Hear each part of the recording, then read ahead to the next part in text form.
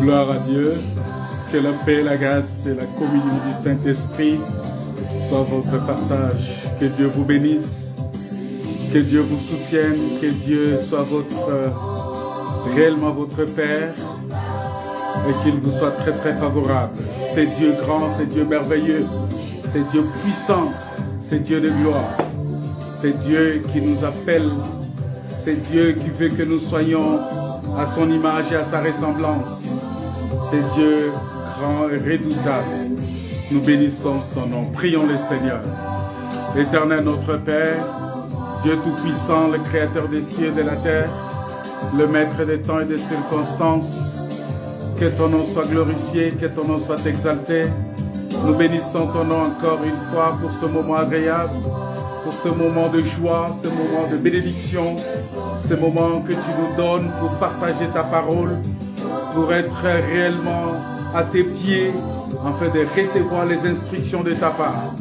Merci Seigneur, bénis tout un chacun, bénis mes frères et sœurs qui vont nous suivre de près et de loin, que tu bénisses tout un chacun, que ce moment de culte soit un moment de culte agréable et de culte raisonnable. Père, soutiens-nous, tiens-nous par la main et conduis-nous au nom de Jésus. Amen.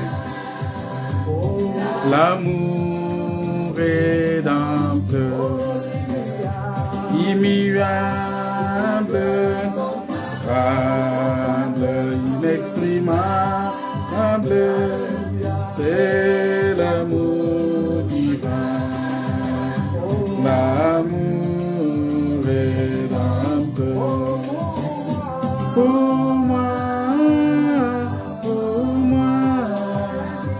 indigne et sauvé par la grâce.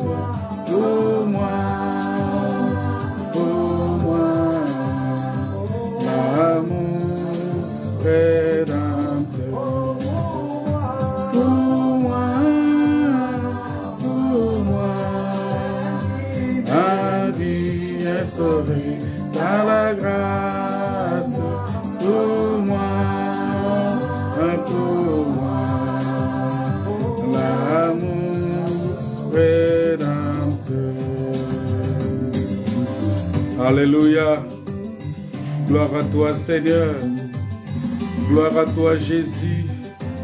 Gloire à toi les dieux puissants, les dieux vivants, les dieux vrais, les dieux de gloire, les dieux tout-puissants. C'est lui qui dit une chose et la chose arrive. Notre Père, l'amour rédempteur. Comme c'est beau, comme c'est doux, de fruits donnés. C'est l'amour divin, l'amour rédempteur. Pour moi, indigne et sauvé par la grâce. Pour moi, l'amour rédempteur. Pour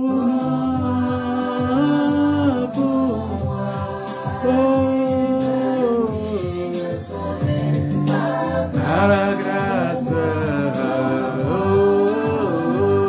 Pour moi, l'amour rédempteur. Pour moi, indigne et sauvé par la grâce.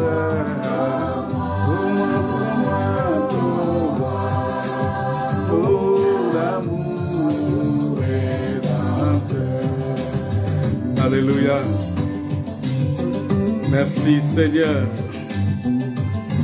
Merci Jésus. Merci Père éternel. Comme c'est doux, et fait donner. Et l'amour divin, l'amour est Rédempteur. Comme c'est beau, comme c'est doux, de prédonner que l'amour divin, l'amour rédempteur, pour moi, Annie est sauvé. Alléluia. Je suis toujours dans la joie. C'est bien d'être dans la joie, dans la présence du Seigneur. Je suis dans la joie lorsqu'on me dit, allons dans la maison de l'Éternel. Alléluia. Est-ce que toi aussi tu es dans la joie? Est-ce que tu es dans la joie? Alléluia. Il faut être dans la joie lorsqu'on te dit allons dans la maison du Seigneur. Moi, je suis dans la joie. La maison du Seigneur, c'est sa parole. Lorsqu'on est dans la parole de Dieu, on doit être dans la joie. On doit bénir le Seigneur pour cela. Que Dieu vous bénisse. Que Dieu vous comble de sa grâce. Que Dieu vous soutienne. Que Dieu soit votre Père. Réellement votre Père. Et votre Dieu. Il est merveilleux, ce Dieu-là. Alléluia. Nous allons bénir le Seigneur encore. Merci, Seigneur. Bien-aimés, que la paix, la grâce et la communion du Saint-Esprit soient votre partage. Que le Seigneur vous bénisse, que le Seigneur vous comble vraiment de sa grâce et qu'il vous soutienne, qu'il étende ses saintes mains de grâce sur vous et que Dieu vous comble réellement de sa puissance parce qu'il est grand, il est redoutable, il est le Seigneur de gloire, c'est Dieu-là. Je bénis le Seigneur parce que c'est un moment extraordinaire, c'est un moment merveilleux, c'est un moment glorieux, c'est un moment de paix, un moment de joie, un moment où nous devons lui rendre des actions de grâce parce qu'il est merveilleux. Alors, j'ai parlé avec un frère quand j'ai posté quelque chose aujourd'hui, hein, dans les pensées du jour que je partage tous les matins, je suis désolé, peut-être que toi tu ne reçois pas parce que je partage à ceux qui sont dans les groupes WhatsApp où je suis et avec ces frères-là on échange et puis avec les bien-aimés qui sont ici à Rouen avec nous. Mais aussi avec les frères qui sont dans les groupes Galates 6, tout ça, et d'autres frères bien-aimés encore davantage avec qui on est dans certains... voilà, je partage avec eux la pensée du jour, tous les jours presque, donc chaque jour, du lundi jusqu'à vendredi. Et puis le week-end aussi, je partage la pensée du jour, le week-end. J'aimerais dire quelque chose, bien-aimé, parce que ce matin, j'ai partagé ça, j'ai dit... Choisissons la foi plutôt que la peur. Choisissons la foi plutôt que la peur. Pourquoi? Parce que la Bible dit, et j'ai donné beaucoup d'écritures ce matin, j'ai donné une écriture qui dit que Dieu est celui qui me délivre de ma frayeur. Et j'ai dit, Jésus, avant d'aller au ciel, il dit que votre cœur ne se trouble point. Croyez en Dieu et croyez en moi. Vous voyez, ça dit, il veut seulement te dire, au lieu de te mettre dans une attitude de trouble, dans une attitude de peur et de crainte, que ton cœur ne se trouble pas, mais que tu croyes en Dieu. Parce que j'ai fait toujours cette parenthèse-là avant d'entrer dans notre message. Parce que notre message, vous connaissez, c'est Jean chapitre 15. Je suis le cep, vous êtes les sarments, mon père est le vigneron. Ça dit que Jésus nous a dit que c'est lui la vigne.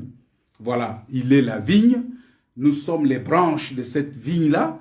Et son père est le propriétaire. Ça dit c'est lui notre propriétaire. Il est le vigneron. Et c'est ce que nous allons encore voir ce soir. Mais, bien aimé, il faut choisir la foi. Pourquoi choisir la foi? Parce que vous savez, la Bible dit ceci, que il y a beaucoup de choses qui se passent aujourd'hui dans ce monde que nous traversons, Ces mondes aussi compliqués, ces mondes aussi difficiles, ces mondes qui nous entourent, ces mondes avec beaucoup de problèmes, avec beaucoup de soucis, où les gens ne savent plus où aller. Les gens ne savent plus où aller. Nous avons lu quelques versets. Peut-être que ça peut vous aider, ça peut vous servir. Parce que la peur, réellement, est l'opposé de la foi. Alors, retenez ceci. Retenez ceci, bien-aimés. Pour ceux qui partagent dans l'Instagram, dans, je sais pas, TikTok, dans vos profils, retenez quelque chose que je vais vous dire maintenant. La foi vient de ce qu'on attend. Ce qu'on attend vient de la parole de Christ. Retenez ça comme ça. Que la foi vient de ce qu'on attend et ce qu'on attend vient de la parole de Christ. Très important. Parce que si vous ne comprenez pas ça comme ça, ça va être difficile pour vous. Mais au-delà du fait que la foi vient de ce qu'on attend, retenez, la crainte ou la peur aussi vient de ce qu'on attend. Parce que les deux choses-là, que ce soit la foi, que ce soit la peur aussi vient de ce qu'on attend. Ça vient de ce qu'on attend. Mais ce qu'on attend de la parole de Satan, de l'ennemi. Parce que c'est Satan qui vient avec la crainte. C'est lui qui vient avec la peur. Maintenant, ça vient de ce qu'on attend. C'est-à-dire, quand tu donnes ton oreille à Satan, tu commences à écouter ce qu'il va te dire. C'est ce qui s'est passé dans le jardin d'Éden. Lorsque Ève a donné son oreille à Satan, la crainte est venue de ce qu'elle a entendu. Parce que la crainte aussi vient de ce qu'on attend. Et ce qu'on attend, c'est la parole de Satan. C'est-à-dire que quand tu donnes ton oreille au diable, quand tu donnes ton oreille, c'est pourquoi la Bible dit dans Psaume chapitre 1, « Heureux l'homme qui ne marche pas selon le conseil des méchants, qui ne s'assit pas en compagnie des moqueurs, qui ne s'arrête pas sur la voie des pécheurs. Heureux cet homme-là, parce que lorsque tu marches selon le conseil des méchants, ça veut dire que tu as donné ton oreille au méchant, et quand le méchant parle, ça entre en toi, ça commence aussi à produire des effets. Voilà pourquoi un enfant de Dieu, un saint élu, un saint de Dieu, un élu de Dieu, c'est lui que Dieu a élu. Oh, je salue les élus. Je salue les saints, je salue les chrétiens, les disciples, ceux qui sont appelés chrétiens, c'est-à-dire comme Christ. Retenez que la peur, la crainte, la peur vient aussi de ce qu'on attend. Lorsque le diable vient commencer à te dire, est-ce que tu sauras? Est-ce que tu pourras? Est-ce que tu penses que ça sera possible? Est-ce que tu penses que ça peut aller? Est-ce que tu penses que c'est possible? Est-ce que tu penses que tu es capable? Le fait d'entendre ces paroles-là, il y a des gens, bien-aimés, qui sont spécialisés, qui sont spécialistes de découragement, qui sont spécialistes dans les pensées, les paroles négatives. C'est-à-dire, quand il vient te parler, il voit seulement le mauvais côté des choses. Quand il vient, il commence à te parler de la parole, des choses de Dieu. Il peint seulement les tableaux des choses négatives. Pour te décourager à ne pas te donner à la parole. Oui, on sait qu'il y a des abus, il y a des choses, il y a beaucoup de choses qui se font aujourd'hui. Mais la Bible dit, heureux l'homme qui ne marche pas selon les conseils des méchants. Pourquoi? Parce que la peur vient de ce qu'on attend. Et ce qu'on attend vient de la parole de Satan. C'est aussi la ferme certitude des mauvaises choses. C'est ça la peur. C'est-à-dire quand quelqu'un a peur, il a une ferme certitude des mauvaises choses. Il a une ferme certitude de mauvaises choses. Vous voyez, de la même manière, Hébreux chapitre 1 définit la foi, que la foi est une ferme assurance des choses qu'on espère et la démonstration de ce qu'on ne voit pas. Je vais vous dire que la peur aussi est une ferme certitude des mauvaises choses que l'on espère. Parce que tu espères seulement le négatif. Tu espères seulement que ça ne va pas marcher. Parce que quand quelqu'un vient... Et c'est ça justement, quand la Bible dit que heureux l'homme qui ne marche pas selon le conseil des méchants. Bien-aimé, puisque tu marches, la personne avec qui tu marches, si c'est une personne qui est là seulement pour te décourager, pour te dire que ça ne va pas aller, pour te dire que ça ne va pas marcher, pour critiquer seulement les autres. Parce qu'il y a d'autres personnes, quand tu es avec lui, vous ne parlez jamais de la parole de Dieu. Il va chercher seulement à parler du point négatif des autres personnes. Pour s'aimer une peur en toi, un doute en toi. Même, il te fait douter même de la puissance de Dieu qui est capable de transformer, qui est capable de régénérer, qui est capable de sauver, qui est capable d'illuminer les yeux de cœur. Voilà pourquoi un enfant de Dieu ne peut pas tomber dans la peur. La peur, c'est une très, très, très mauvaise chose. La peur, c'est un démon. Et je vous dis, choisissez la foi. Ne choisissez pas la peur. Celui qui choisit la peur, c'est qu'il a choisi de donner son oreille à Satan. À écouter Satan. Oui, tu veux écouter Satan tout le temps. Tu veux écouter les paroles négatives. Tu veux écouter des personnes qui seront là seulement pour te décourager. Tu veux écouter des personnes qui seront là seulement pour te traîner dans la boue. Tu veux écouter des personnes qui seront là seulement pour te dire des choses qui ne sont pas correctes à la parole de Dieu. Ils viennent toujours dire les contraires de la parole de Dieu. Ils viennent toujours vouloir s'aimer des doutes dans la parole en posant des questions. Est-ce que Dieu a-t-il réellement dit? Lorsque cette parole-là, tu l'attends, ça sème le doute en toi, ça sème la crainte, ça sème la peur. Et tu commences à avoir peur de tout. Tu commences à avoir peur même d'aller prier avec les bien-aimés. Moi, je connais des gens tu es dans une ville, il y a une église là, tu refuses d'aller. La Bible dit, ne méprisez pas les prophéties. C'est un conseil que je vous donne. Ne méprisez pas les prophéties. Mais examinez toutes choses, retenez ce qui est bon, abstenez-vous de toute espèce de mal. C'est-à-dire que, c'est pourquoi la Bible dit, ne refuse pas d'entendre celui qui parle du haut des cieux. Vous savez, quand la parole de Dieu sort, c'est Dieu qui parle. Et c'est Dieu qui parle, il t'enseigne, il te dit des choses, mais il faut que ces choses-là, effectivement, puissent t'amener à être capable aussi de discerner la volonté de Dieu et de prendre ce qui est bon et de t'abstenir de tout ce qui est mauvais. Et c'est ça, voilà pourquoi la Bible dit que l'esprit que Dieu nous a donné, ce n'est pas un esprit de timidité, mais c'est un esprit de force. Un esprit de force, un esprit d'amour.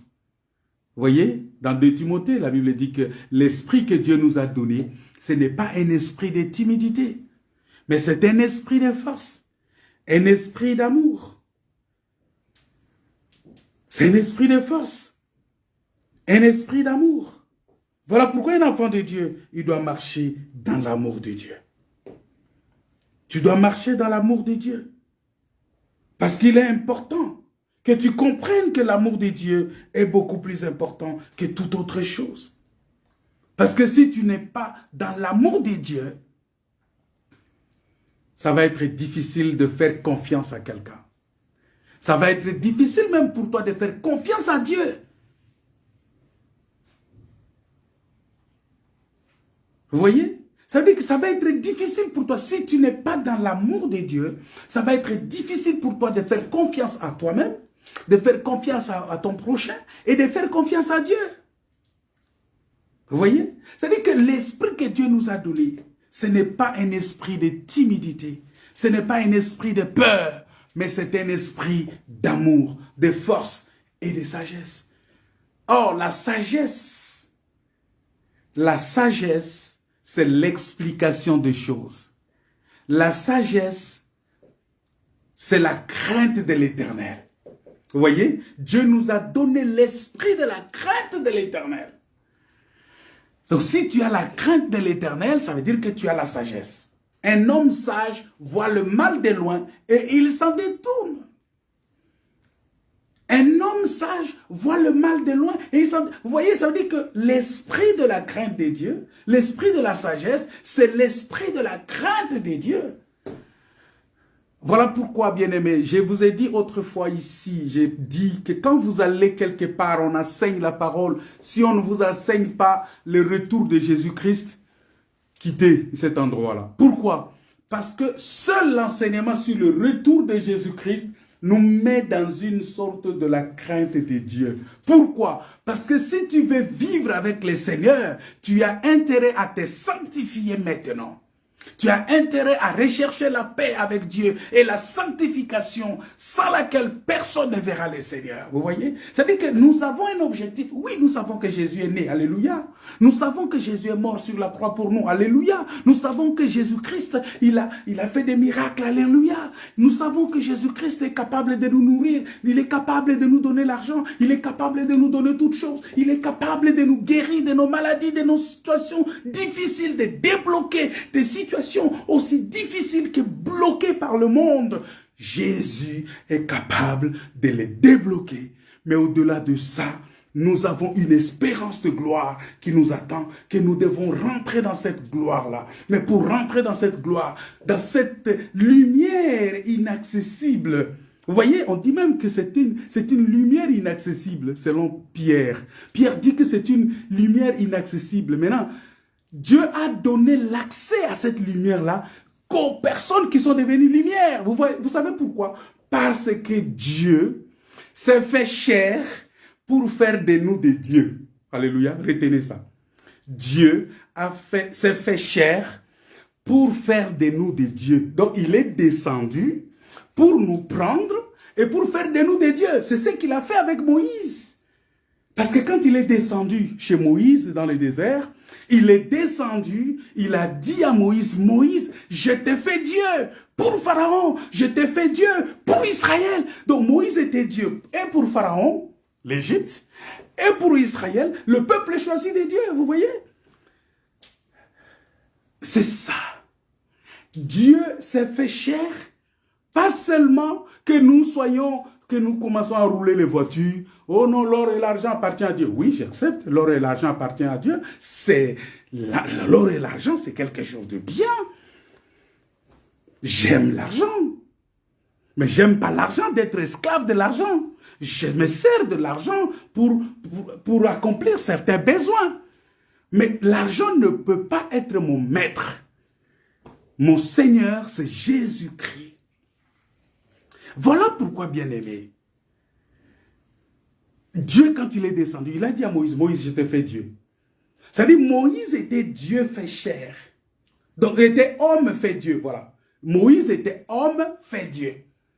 Vous voyez, Dieu est descendu et il a pris Moïse, il a rendu Moïse et Dieu. Donc, Jésus-Christ, il est venu, c'est Dieu fait chair, c'est la parole faite chair, pour faire de nous l'homme parole. Voilà pourquoi on appelle l'église épouse parole. Vous voyez? On nous appelle l'épouse parole, ça veut dire que nous sommes devenus semblables à la parole. Nous sommes à l'image de la parole. Nous sommes à la ressemblance de la parole. Donc nous devons, notre vie sur la terre, c'est la parole de Dieu qui marche sur la terre. Pourquoi? Parce que nous ne sommes pas appelés à rester ici, nous sommes appelés à aller au-delà. Et puisque nous sommes appelés à aller au-delà, nous devons nous conformer à la parole de Dieu. Nous devons nous conformer à cette parole. Nous devons nous conformer à cet enseignement. C'est ça la foi. La foi, c'est écouter Dieu. C'est-à-dire que quand tu écoutes Dieu, c'est ça, écouter Dieu. Obéir à Dieu. C'est ça la foi. Tu ne peux pas dire que j'ai la foi et tu n'obéis pas à la parole de Dieu. Non, tu n'as pas la foi. Arrête ça. Arrête, mon frère, ma soeur, arrête. Tes pasteurs te trompent. Ceux qui te disent que non, ils te disent que bon, tu peux te comporter comme ça, c'est la foi compte. Non, la foi c'est quoi? La foi, c'est obéir à la parole de Dieu. C'est ça la foi. Tu ne peux pas dire que tu as la foi en Dieu et tu marches contrairement à la parole de Dieu. Tu es dans la fornication, tu es dans l'adultère, tu es dans ces choses et tu dis, oh, Dieu voit, c'est la foi, moi je crois en Dieu. Tu crois en Dieu en étant dans cette vie-là, mais non. En étant dans cette vie, non, il faut prendre la décision de dire oui, j'accepte le Seigneur, je te donne ma vie. Je te recommande ma vie. Je remets mon esprit entre tes mains. Je remets toute ma vie entre... C'est ça, c'est que Christ, c'est la fin du discours de Christ. Parce que la fin de toutes choses, bien-aimés, la fin du discours de Christ sur la croix, Père, je remets mon esprit entre tes mains. Alléluia. Est-ce que tu es capable aujourd'hui de dire, Père, je remets mon esprit entre tes mains? C'est un engagement parce qu'il est appelé à faire de nous un royaume de sacrificateurs. La foi, bien-aimé, c'est obéir à la parole de Dieu. Obéir à la parole de Christ, c'est ça la foi. Dieu dit qu'il reviendra. J'obéis à ça. Dieu dit que si tu veux, si tu pries, crois que tu l'as reçu et tu le verras s'accomplir. Moi, je crois à ça. C'est ça la foi. C'est-à-dire, j'obéis à ce que Dieu me dit. Dieu dit, va, fais-toi baptiser. Je vais me faire baptiser au nom de Jésus-Christ pour le pardon de mes péchés. C'est ça la foi. La foi me demande de me faire baptiser au nom de Jésus-Christ. La foi me dit que si je dois prier le Seigneur, je dois prier le Seigneur. La foi me dit que la femme doit prier la tête couverte. La foi me dit que je dois prier en esprit et en vérité. La foi me dit que je dois avoir la communion fraternelle avec les frères. La foi me dit que je dois prier. La foi me dit que je dois jeûner. La foi me dit que je dois aller à l'église, écouter la parole. La foi me dit, vous voyez, c'est ça. C'est-à-dire que quand tu obéis à la parole de Dieu, c'est ça la foi. Quand tu n'obéis pas, qu'on ne te trompe pas. Tu t'habilles très mal, tu es dos nu, tu as des tenues aussi drôles que possible. Et tu dis non, Dieu voit seulement la foi. Dieu ne voit pas. Non, mais Dieu, la parole dit que la femme soit vêtue ou que l'homme soit vêtu d'une manière décente avec pudeur et modestie. C'est-à-dire que si tu obéis à cette parole, tu as la foi. Vous voyez? Tu ne peux pas dire que tu as la foi et tu marches contrairement à la parole de Dieu. Ça n'existe pas. Ça veut dire que tu as donné ton oreille à une autre personne que Christ. Vous voyez? Voilà pourquoi il faut vraiment, nous devons marcher dans cet état d'esprit de crainte. Pourquoi? Parce que nous sommes attendus quelque part. Le Seigneur, la Bible dit clairement que Jésus, la Bible dit qu'on parle de nous, de quel accès nous avons eu auprès de vous, comment vous vous êtes convertis à Dieu. Ça c'est 1 Thessaloniciens chapitre 1 verset 9 à 10. Comment vous vous êtes convertis à Dieu en abandonnant les idoles pour servir les dieux vivants et vrais. Ah, c'est là où nous allons tomber maintenant. Les dieux vivants et vrais. C'est-à-dire que s'il y a un Dieu vivant et vrai, c'est-à-dire qu'il y a aussi des dieux, mais qui ne sont pas des vrais. Nous sommes appelés à servir ces dieux vivants et vrais, mais ce n'est pas seulement, on ne sert pas seulement pour rester là, non.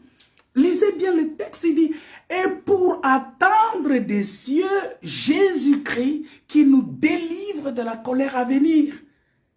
Vous voyez? Le verset 10 dit que Jésus et attendre des cieux Jésus-Christ qui nous délivre de la colère à venir. Jésus, ressuscité des morts, oui, qui nous délivre de la colère à venir.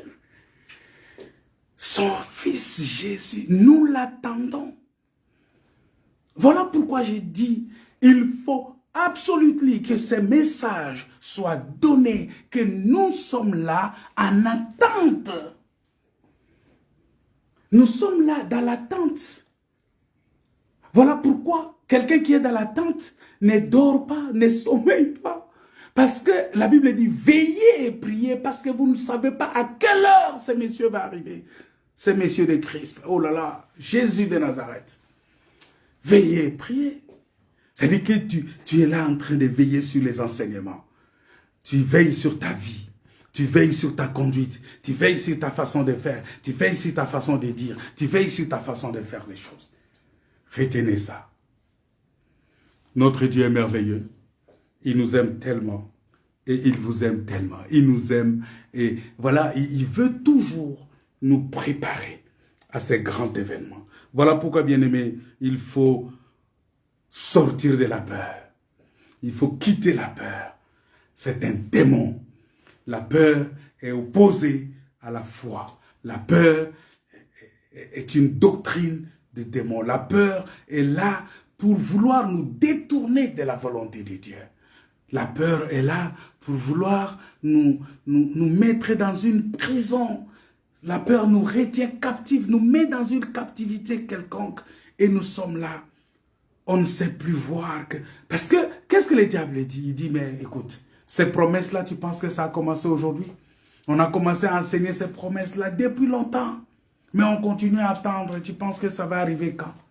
Mangeons, buvons, car demain nous mourrons. Et le Seigneur dit, ah ok, regarde-moi cet insensé. Vous voyez? C'est-à-dire que le Saint-Esprit, quand il te parle avec assurance. Mais il t'exhorte derrière, il te dit ce que tu dois faire parce que c'est ça son rôle, c'est ça son travail, de nous dire ce que nous devons faire. Parce que quand il nous fait entrer dans cette ville, c'est pour nous enseigner qu'est-ce que nous devons faire. Très important. Donc retenez que la crainte aussi vient de ce qu'on entend, ce que l'on entend.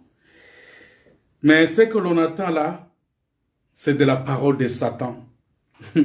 La crainte, c'est aussi la ferme certitude des mauvaises choses que l'on espère, les choses que Satan tient à réserve pour ceux qui l'écoutent. Voilà pourquoi il faut faire très attention, bien-aimé. Il faut faire très attention à ce que tu écoutes. Il faut faire très attention avec ton environnement. Il faut faire très attention avec les personnes que tu fréquentes. Il faut faire très attention avec les endroits où tu vas. Même les enseignements que tu écoutes. C'est pourquoi un enfant de Dieu, pour écouter n'importe quel enseignement, il doit être suffisamment outillé. C'est-à-dire, il a la capacité de discerner les enseignements. Il a la capacité de discerner ce qui est bon à prendre, ce qui est mauvais à rejeter. Et sachez que le diable n'aime pas que nous puissions enseigner ces choses. Parce que, vous savez, beaucoup de... il peut susciter des histoires pour combattre ces genres d'enseignements. Mais nous sommes préparés. Et nous avons Jésus-Christ. Nous n'avons pas peur. Parce que nous sommes plus que vainqueurs. Alléluia. Bien-aimés dans le Seigneur, voilà. Mais la Bible dit que nous sommes appelés à servir les dieux vivants et vrais. Alors, puisqu'il nous a appelés à servir les dieux vivants et vrais, voilà pourquoi il dit que je suis le cep. Je suis le cep et vous êtes, je suis le vrai cep. Et vous êtes le sarment. Il a dit que je suis le vrai cep. Et vous êtes le sarment. Oh Jésus. Jean chapitre 15. Les versets 1 à 6. La Bible dit ceci. Moi je suis le vrai cep. Ah, ça dit le vrai qu'on cherche. Le Dieu vivant et vrai qu'on cherche. Il dit ici que c'est lui, Jésus, hein, qui a sorti ça de sa bouche. Il dit, je suis le vrai cep. Mon père est le vigneron. Tout sarment qui est en moi et qui ne porte pas de fruits, il le retranche. Et tout sarment qui porte de fruits, il les monte, afin qu'il porte encore plus de fruits. Mais déjà, vous êtes émondés à cause de la parole que je vous ai annoncée. C'est-à-dire, vous êtes purs à cause de la parole que je vous ai annoncée. C'est-à-dire que tout sarment qui porte des fruits, Dieu le rend encore plus, Dieu le rend pur. Dieu le sanctifie. Vous savez, si tu commences à porter des fruits, Dieu va te sanctifier pour que tu portes encore plus de fruits. Voilà pourquoi la Bible dit que les saints, que celui qui est saint se sanctifie encore. Vous voyez? Pourquoi il doit se sanctifier encore? Parce qu'il est appelé à porter plus de fruits. Et nous allons voir celui-là, cette personne-là. Nous allons voir cette vigne-là, parce que c'est Exode chapitre 19 qui va nous expliquer cette personne-là. Il dit déjà, vous êtes émondés à cause de la parole que je vous ai annoncée. Demeurez en moi, comme moi en vous. De même que le sarment ne peut de lui-même porter du fruit, s'il ne demeure sur le cep. De même, vous non plus, si vous ne demeurez en moi. Moi, je suis le cep, vous, les sarments.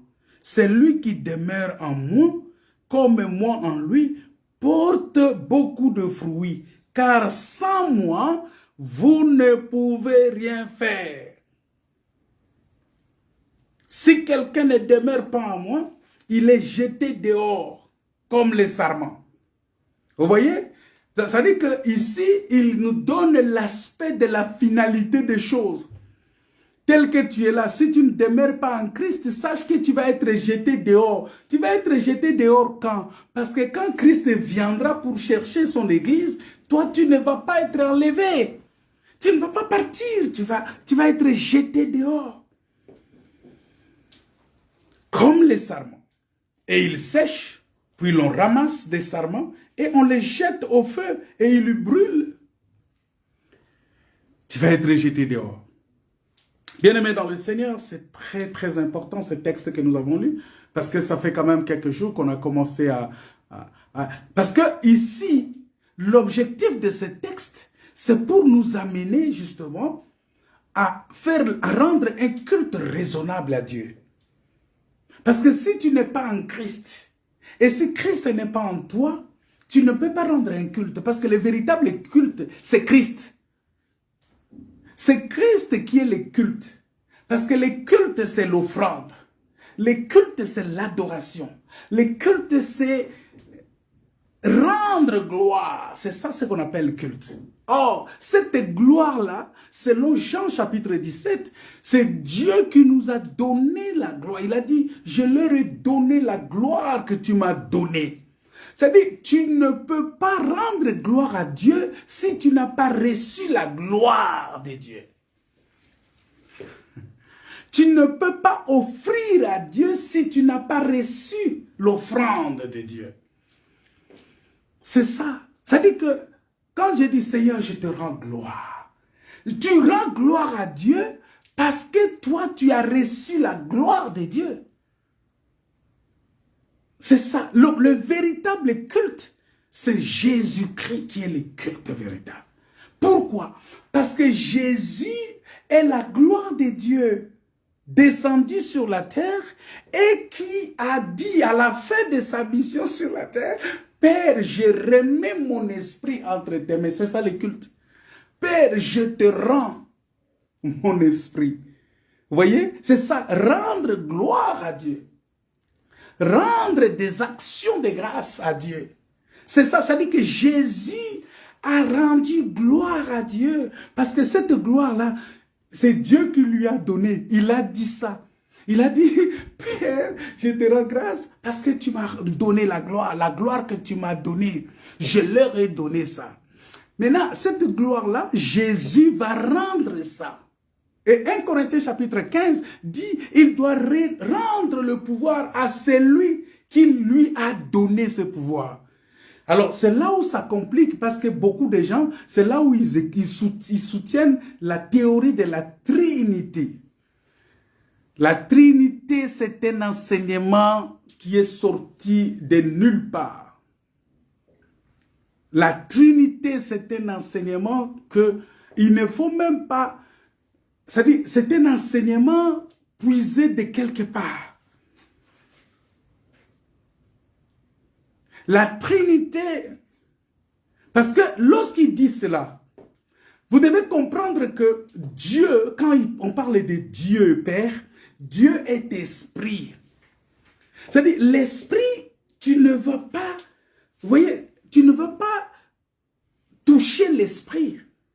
L'esprit n'a ni chair ni os. L'esprit n'a pas de corps. Maintenant, quand tu prends quand l'esprit se forme un corps, vous voyez, l'esprit se forme un corps et il habite dans ce corps, toi tu veux maintenant séparer cela. Non, c'est-à-dire que ce corps-là qui a reçu, c'est pourquoi je vous avais dit que quand Dieu est descendu, c'était Dieu, il s'est fait chair. Mais il est venu nous prendre pour faire de nous des dieux aussi. Pourquoi? Parce que sa parole qui est en nous, cette parole-là, c'est ça Dieu. Ce corps ici ne va pas hériter le royaume.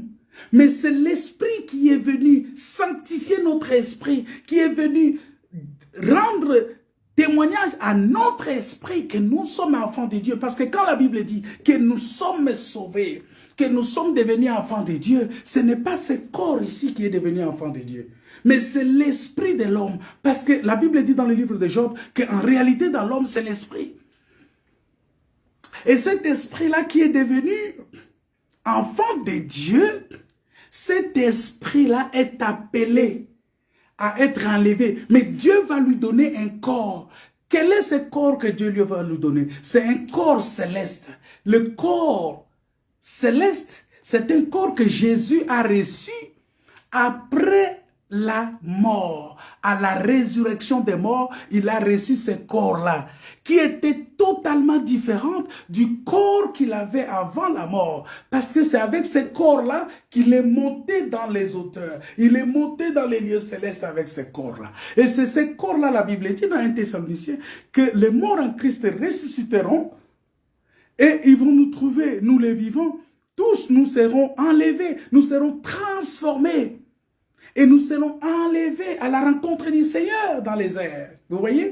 Ça veut dire que le corps ici va subir, la Bible dit, la Bible parle même de la régénération du corps.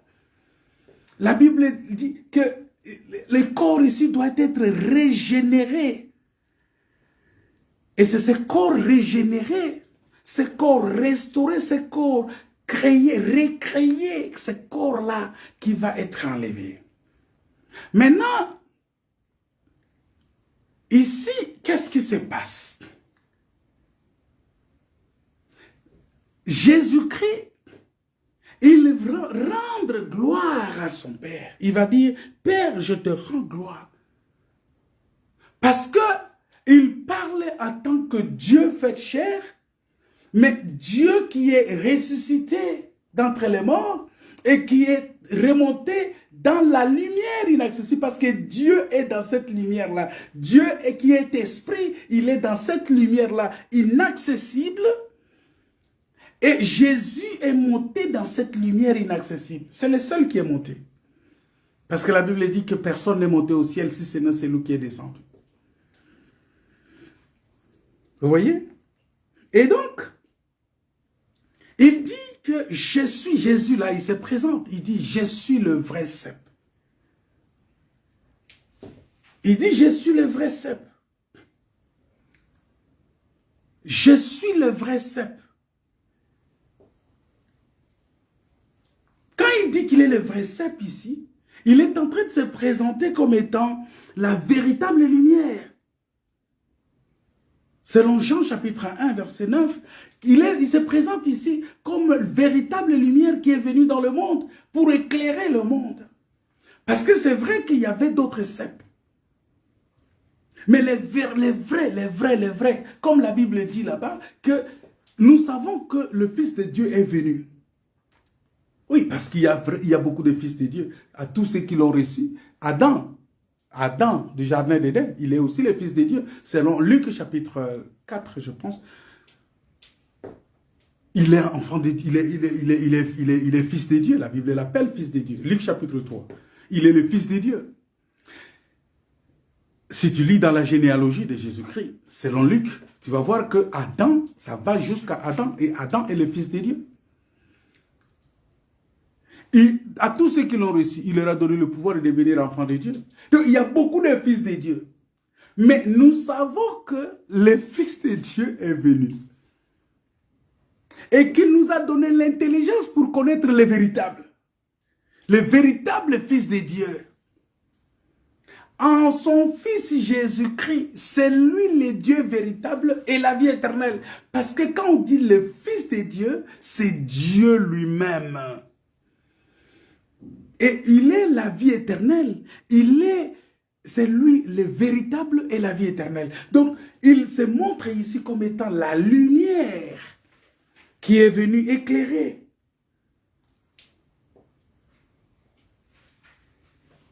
Voilà pourquoi la Bible dit que la nation, selon Ésaïe 60, si vous lisez dans Ésaïe chapitre 60, verset 1, vous allez voir que on parle d'une nation. On dit la nation juive est appelée à être la lumière des nations. Mais lorsque vous venez dans Jean chapitre 4, verset 21, on dit que Jésus lui dit, il dit, femme, lui dit Jésus, crois-moi, l'heure vient où ce ne sera ni sur cette montagne, ni à Jérusalem, que vous adorerez le Père.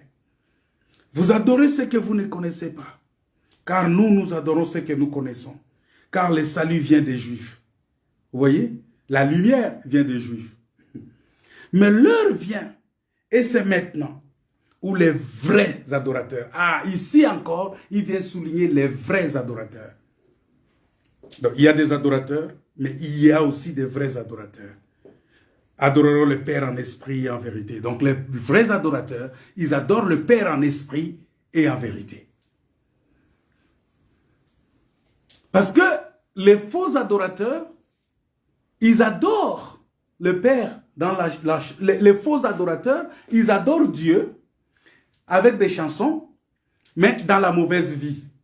Ça, ce sont des faux adorateurs. Mais les vrais adorateurs, ils adorent Dieu en esprit.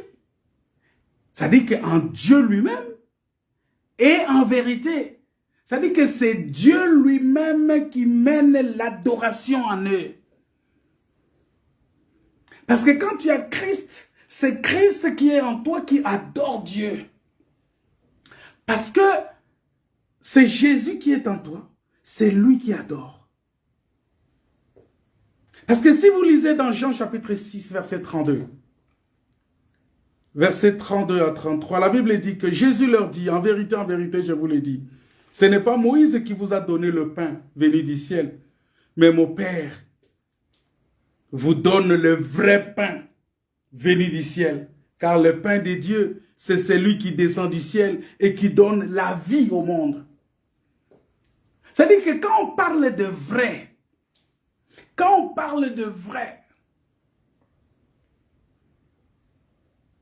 le vrai pain, c'est Jésus-Christ. Mais il vient dire que vos pères ont mangé ce pain-là, la manne dans les déserts, mais ils sont morts. C'est-à-dire, autrement dit, la manne n'a fait que prolonger le séjour terrestre. C'est-à-dire que, vous voyez, c'est-à-dire que quand nous mangeons, ça ne fait que prolonger notre séjour sur la terre. La nourriture physique que nous mangeons, ça ne fait que prolonger notre séjour sur la terre. Mais ça va s'arrêter. Ça va s'arrêter.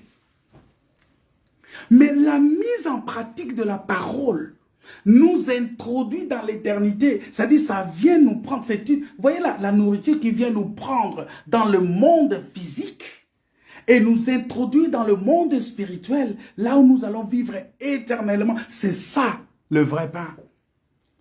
Voilà pourquoi ce pain-là, il est venu de là, il est tombé dans l'eau, et il est récupéré de l'eau, et il est réparti au ciel. Ecclésiaste chapitre 11, verset 1. N'hésite pas de jeter ton pain dans l'eau, parce que tu vas le récupérer. Dieu a jeté son pain dans l'eau. Le pain est descendu du ciel, Dieu l'a jeté dans l'eau et Dieu l'a récupéré. Parce que ce pain-là, il est venu nous prendre dans ce monde qui est l'eau et pour nous introduire dans le monde spirituel. C'est-à-dire que nous sortons d'un monde pour entrer dans un autre monde. La mise en pratique de la parole est très importante. Ecclésiaste chapitre 11, verset 1. Si vous lisez dans la version parole de vie, on vous dit, n'hésite pas à prendre des risques.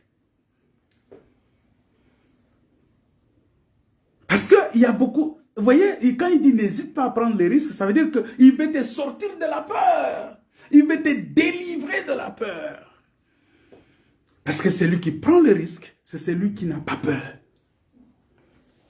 Voilà la vérité de la parole. Bien-aimés dans le Seigneur. Maintenant, nous voyons que la manne n'a fait que prolonger leur séjour terrestre. Mais après, les enfants d'Israël sont morts, malgré qu'ils ont mangé la manne. Mais Jésus, il est le vrai pain qui donne la vie. Qui donne la vie à tous celui qui l'accepte, à tous celui qui croient en lui. Si tu crois en ce Jésus-là, tu as la vie éternelle. Voilà pourquoi Jésus, quand il se présente comme le vrai cep, pourquoi? Parce que dans les livres de Ésaïe chapitre 5, parce qu'il fallait que je vous donne toutes ces choses pour vous préparer maintenant à rentrer ici. Ésaïe chapitre 5, verset 1 à 7, nous dit quelque chose là-bas. Il dit, « Or donc, je chanterai à mon ami les chants de mon bien-aimé sur sa vigne. Mon ami avait une vigne sur un coteau fertile. Il la défonça, ôta les pierres et y planta un cépage. Délicieux. Il bâtit une tour au milieu d'elle. Il y creusa aussi une cuve. Puis il espéra qu'elle produirait des raisins. Mais elle a produit des fruits infects. » Je suis dans Ésaïe chapitre 5, verset 1 à 7. « Maintenant, habitants de Jérusalem et hommes de Juda, soyez juges entre moi et ma vigne. Qu'y avait-il encore à faire à ma vigne que je n'ai pas fait pour elle? Pourquoi quand j'ai espéré qu'elle produirait des raisins, a-t-elle produit des fruits infects? Or donc, je vous ferai maintenant connaître ce que je vais faire à ma vigne. J'en arracherai la haie pour qu'elle soit broutée. Je ferai des brèches dans sa clôture pour qu'elle soit foulée aux pieds. Je la réduirai en ruine. Elle ne sera plus taillée ni cultivée. Les ronces et les épines y croîtront. Et je donnerai mes ordres aux nuées afin qu'elles ne laissent plus tomber la pluie sur elles. Or, la vigne de l'Éternel des armées, écoutez, la vigne de l'Éternel des armées, c'est la maison d'Israël. Donc, la maison d'Israël. La vigne, c'est la maison d'Israël. Et les hommes de Juda, c'est le plan qu'il chérissait. Il avait espéré la droiture, et voici la forfaiture, la justice, et voici les cris du vice. Ah, ce texte ici est très, très, très profond, bien-aimé. Donc, en bref, nous voyons ici que quand Dieu parle de la vigne ici, il dit cette vigne ici, c'est la maison d'Israël. Maintenant, nous devons comprendre cette maison d'Israël-là. Parce qu'il a dit, j'ai tout fait pour ma vigne. Oui, il a tout fait. Qu'est-ce qu'il a fait? Qu'est-ce qu'il a fait, c'est Dieu? Il a protégé cette vigne-là. Lorsque cette vigne-là était en Égypte, il a entendu les cris de cette vigne. Il a écouté la voix de cette vigne.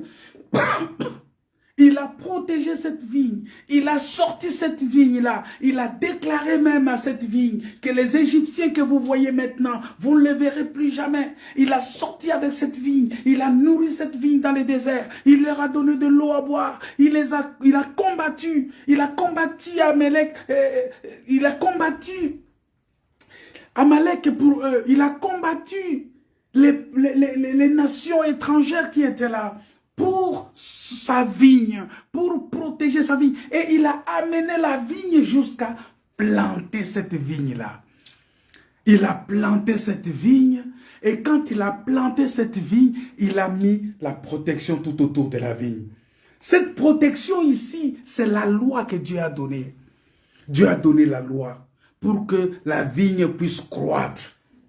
Deutéronome 28 montre ça clairement. Il a donné la parole, il a donné la loi, il a mis tout autour de la vigne. Cette vigne-là, c'est la maison d'Israël. Pour que cette vigne puisse prospérer. Depuis longtemps, la Bible dit dans Jérémie chapitre 2, verset 20 à 21. Il dit, depuis longtemps, j'avais brisé ton joug, rompu tes liens. Et tu as dit, je ne serai plus infidèle. Mais sur toute la colline élevée et sous tout arbre verdoyant, tu te courbes, prostituée. Je t'avais planté comme une vie excellente d'un plan d'une qualité tout à fait sûre. Ça, c'est Dieu qui dit ça. Comment as-tu changé à mon égard? Vous n'êtes que des boutures d'une vigne étrangère. Ici, vous allez remarquer que ces deux textes-là, Israël est appelé la vigne de l'Éternel. Dans les deux textes, l'Éternel a tout fait pour Israël. Il dit, mais qu'est-ce que je n'ai pas fait pour toi? Qu'est-ce que je n'ai pas fait pour toi, Israël? Qu'est-ce que je n'ai pas fait? Mais nous voyons que quand on parle de la maison d'Israël, la maison d'Israël, c'est un homme. La maison d'Israël, c'est un homme. Parce que vous allez voir que la traversée du désert qui a duré 40 ans, parce que durant la traversée du désert, toute la génération qui était sortie était morte dans les déserts à cause de son incrédulité. Était morte là, à cause de son incrédulité. Mais la traversée du désert qui a duré 40 ans, presque 40 ans, mais sans recevoir, parce que vous devez comprendre que Jésus-Christ, quand il est venu, la Bible dit que sans recevoir la manne, il n'avait pas reçu la manne, mais il est allé quand même, il a réussi là où Israël a échoué, dans les conditions bien pires. Il est allé dans le désert, il a fait 40 jours sans manne, il n'avait pas la manne là-bas.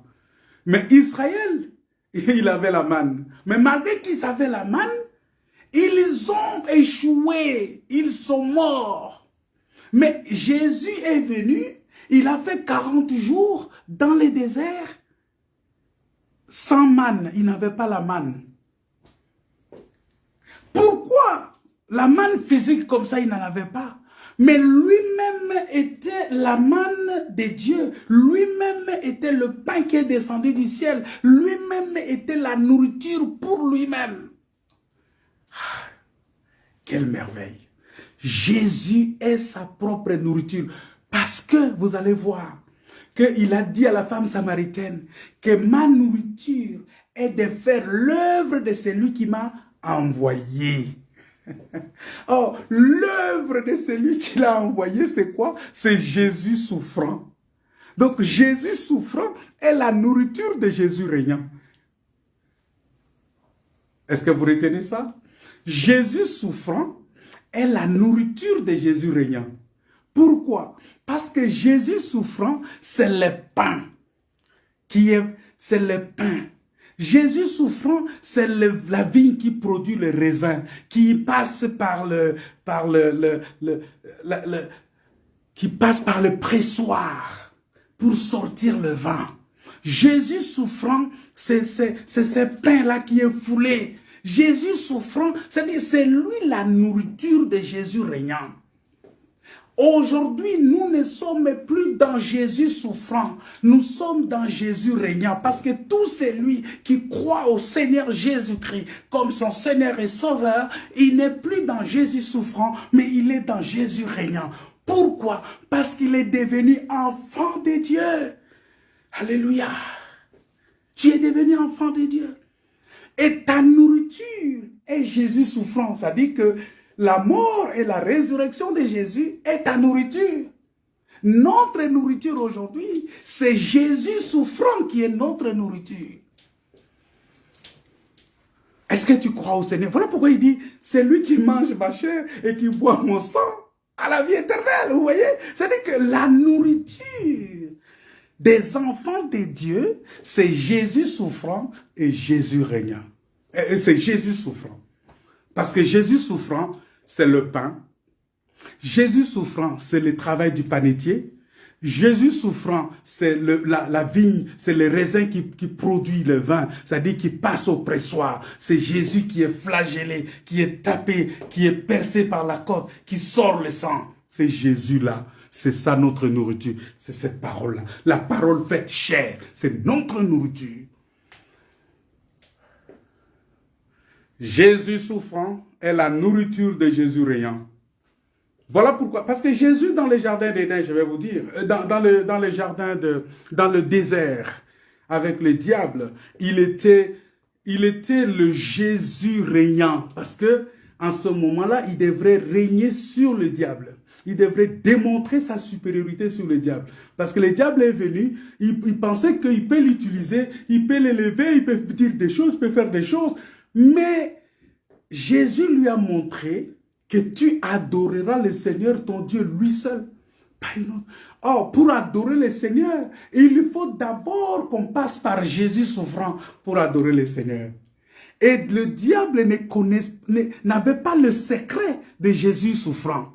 Parce qu'il voyait seulement Jésus régnant, mais il ne voyait pas Jésus souffrant. Parce que Dieu avait caché le mystère dans Jésus souffrant. Quel était le mystère que Dieu a caché? C'est l'amour. L'amour était le mystère que Dieu avait caché dans Jésus souffrant.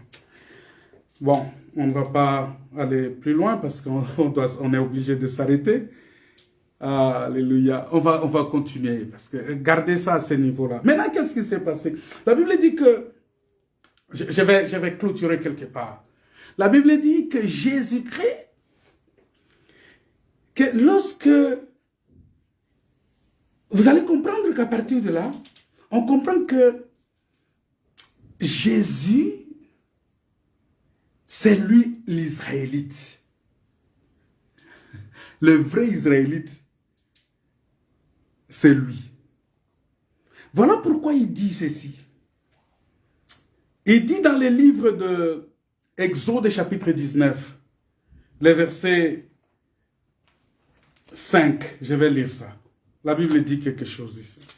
Je vais lire dans cette version, parce que j'utilisais une autre version, pour ne pas me prendre beaucoup de temps. Exode 19, verset 5. Oui. La Bible dit, maintenant, si vous écoutez ma voix, et si vous gardez mon alliance, vous m'appartiendrez. Ah! Vous voyez? C'est-à-dire que le seul Israélite de tous les enfants d'Israël, parce que la Bible dit que dans Exode chapitre 4, verset 22, que Israël a été appelé le premier-né de Dieu. Or, le véritable premier-né de Dieu, c'est celui-là qui, il dit maintenant, si vous écoutez ma voix, et si vous gardez mon alliance, c'est-à-dire la personne qui a écouté la voix et qui a gardé l'alliance des dieux, l'alliance éternelle des dieux, qui a dit, parce que Jésus-Christ, il a vraiment gardé l'alliance. Quelle était cette alliance-là? Cette alliance-là, c'est d'aller mourir à la croix. Et le troisième jour, tu vas ressusciter. C'est-à-dire quand tu vas verser ton sang, ce sang-là va crier plus fort que le sang d'Abel. Et c'est ce sang-là qui va libérer le peuple. Le seul qui a gardé l'alliance, c'est celui-là. Il dit que si vous avez gardé mon alliance, vous m'appartiendrez entre tous les peuples, car toute la terre est à moi. Vous serez pour moi un royaume de sacrificateurs, une nation sainte. Vous voyez, vous serez pour moi un royaume de sacrificateurs et une nation sainte. En ce moment-là, nous voyons que Jésus-Christ, il est présenté ici. Lorsqu'on parle de Israël là-bas comme le premier-né, comme mon fils, premier-né, mon premier-né, dans le livre de Colossiens chapitre 1 verset 15, la Bible vient expliquer qui est véritablement le premier-né. Il dit, il est l'image du Dieu invisible. Colossiens chapitre 1 verset 15. Il est l'image du Dieu invisible. Le premier-né de toute la création. C'est Jésus-Christ. Le premier-né de toute la création, c'est Jésus-Christ. Donc, en Exode 82, on appelle Israël le premier-né de Dieu. Mais dans Colossiens chapitre 1 verset 15, c'est Christ qui porte ce titre-là. C'est lui qui est aujourd'hui appelé le premier-né. Le premier-né. C'est-à-dire que si nous sommes en Christ, nous devenons le premier-né.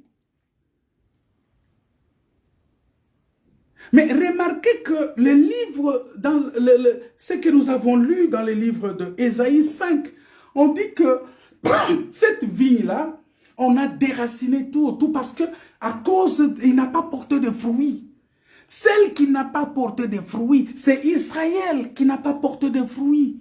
Et on a enlevé toute la haie tout autour pour qu'il soit foulé par les nations, pour qu'il soit persécuté par les nations. Et aujourd'hui, Israël est livré aux nations, entre les mains des nations.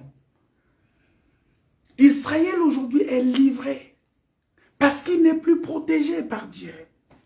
Et Dieu s'est tourné vers le premier-né, son véritable premier-né qui est Christ. Et tout celui qui veut être protégé doit être dans le premier-né qui est Jésus-Christ. Jésus est le véritable premier-né. Dieu a tout fait pour sa vie. On va s'arrêter là peut-être et je vais revenir encore là-dessus parce qu'il faut qu'on aille avec ça pour parler de cette vigne-là. Voilà pourquoi Jésus dit que je suis le vrai cep. Parce que même si Dieu a appelé Israël premier-né, mais le véritable premier-né, c'est Christ. Le véritable premier-né, c'est Jésus-Christ. Le véritable premier-né. Et si tu veux voir Dieu, entre dans celui qui est premier-né, appartient au premier-né de toute la création. C'est-à-dire que tu sois dans la lumière de la création. Quand Dieu a dit que la lumière soit, cette lumière-là, que tu sois dedans. Que cette lumière-là soit en toi et que tu sois dans cette lumière-là. C'est ça ce que ça veut dire. Le vrai cep, c'est lui, Jésus. Si quelqu'un est en moi et moi je suis en lui. Voilà. C'est-à-dire que le vrai cep là, c'est la véritable lumière du commencement. La lumière qui a créé toutes choses. La lumière de Dieu. La lumière du début. La lumière du commencement. Cette lumière-là, c'est cette lumière-là qui est aujourd'hui le premier-né, le véritable premier-né. Parce que la première chose qui est sortie de la bouche de Dieu, que la lumière soit. C'est le premier-né. Si tu es dans la lumière, tu es sauvé. Tu as la vie éternelle et tu verras Dieu. Si tu n'es pas dans la lumière, bien-aimé, sache que tu perds ton temps. Voilà pourquoi il faut toujours aimer être dans la lumière. Il faut toujours aimer être dans la lumière. Mais encore une fois de plus, je vais vous rappeler, choisis la foi et non la peur. Choisis la foi et non la crainte. Choisis d'appartenir à Dieu parce que choisis Jésus-Christ. Choisis la lumière. Choisis Jésus-Christ qui est la lumière, qui est le vrai cep.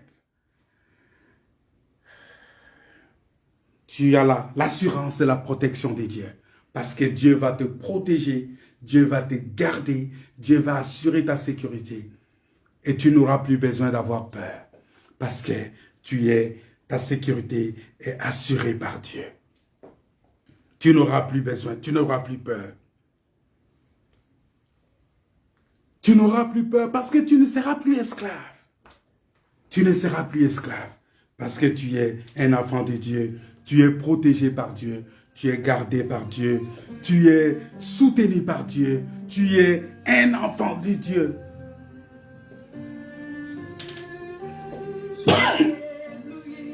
Tu m'as ébloui par tes mélodies.